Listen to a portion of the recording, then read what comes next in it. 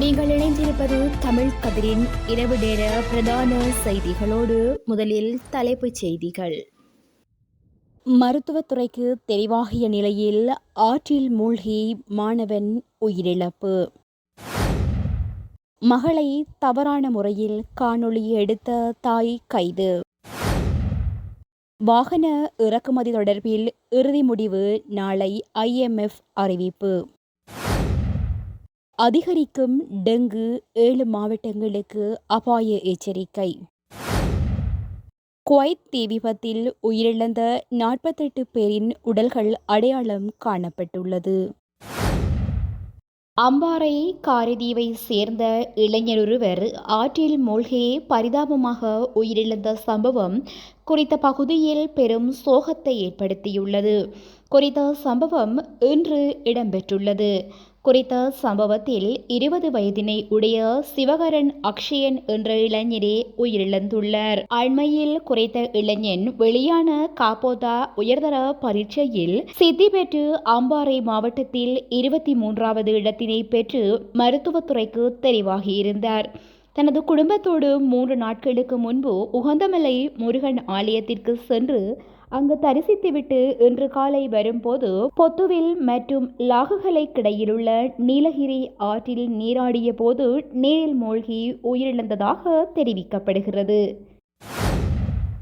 முல்லைத்தீவு புதுக்குடியிருப்பு தேவிபுரம் பகுதியில் தனது மகளை தவறான முறையில் கையடக்க தொலைபேசியில் காணொளி எடுத்த தாயொருவர் போலீசாரால் கைது செய்யப்பட்டுள்ளார்.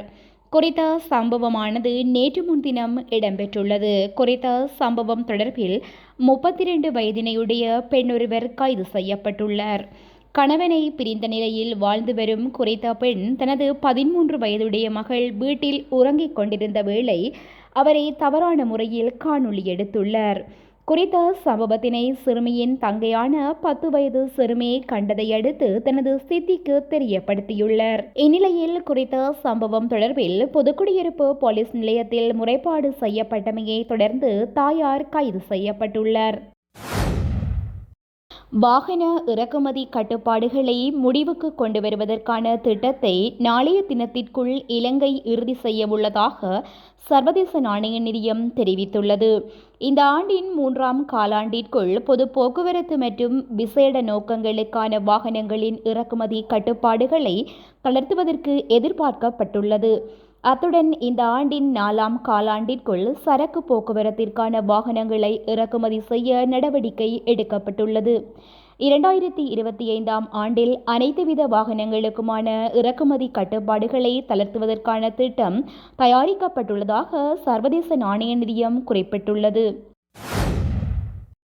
நாட்டிலுள்ள சில மாவட்டங்களில் டெங்கு தாக்கத்தின் பரவல் அதிகரித்துள்ளதாக சுகாதார திணைக்களம் எச்சரித்துள்ளது.